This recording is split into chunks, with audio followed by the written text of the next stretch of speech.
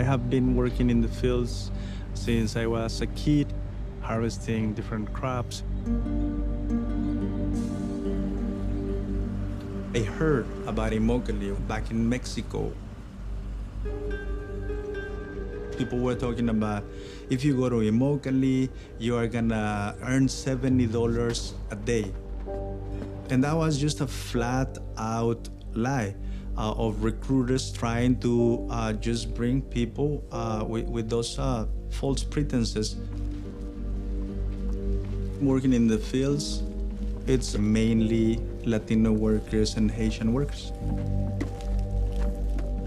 The industry wants immigrant workers because they feel that they can take advantage of us.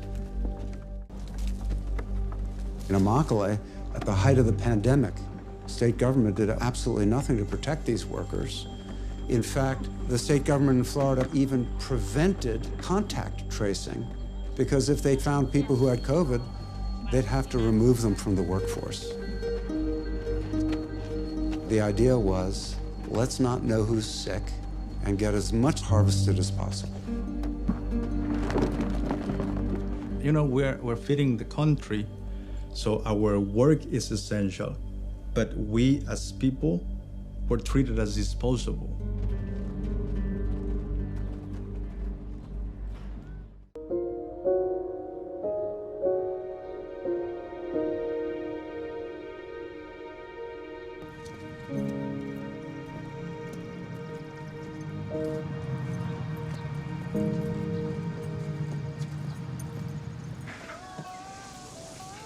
Good morning. Here we go, ham and cheese. Thank you. No, this is great. Appreciate it. Thank you. At the beginning of the pandemic, we were fearful what we were going to face. And all of a sudden, we had people testing positive in our clinics here. Almost all of our contact tracing pointed back to the Tyson meatpacking plant.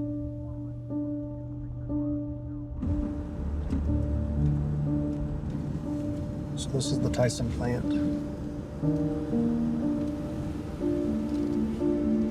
Tyson's is one of the larger employers here. They bring income and they provide jobs. You don't want to alienate them. But our disease surveillance officer, public health director, and myself went into that plant.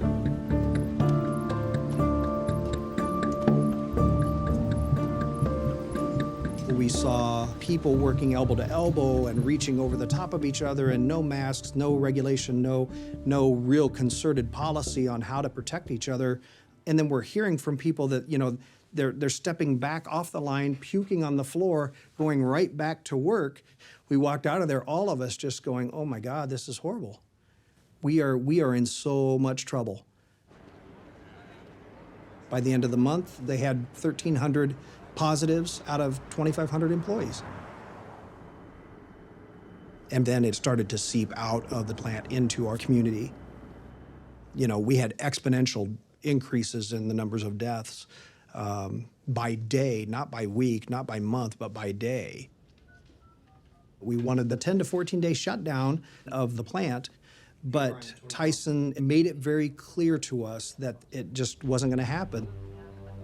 The meatpacking industry was worried that local public authorities were going to shut down their slaughterhouses. So John Tyson wrote a letter that was published in newspapers across the United States, raising a fear that we might start running out of meat. And then the meatpacking companies went to the president to keep their slaughterhouses open. We're working with Tyson. We are. We're going to sign an executive order today, I believe. 2 days after the Tyson letter, the Trump administration issued an order under the Defense Production Act to ensure that the plants would keep running. So the industry got the President of the United States to do exactly what it wanted. It even helped write the executive order that he issued. It's a total perversion of the Defense Production Act to use it to allow a company to do what it wants to do. The whole point of the act is to force companies to do things they might not want to do to serve the American public.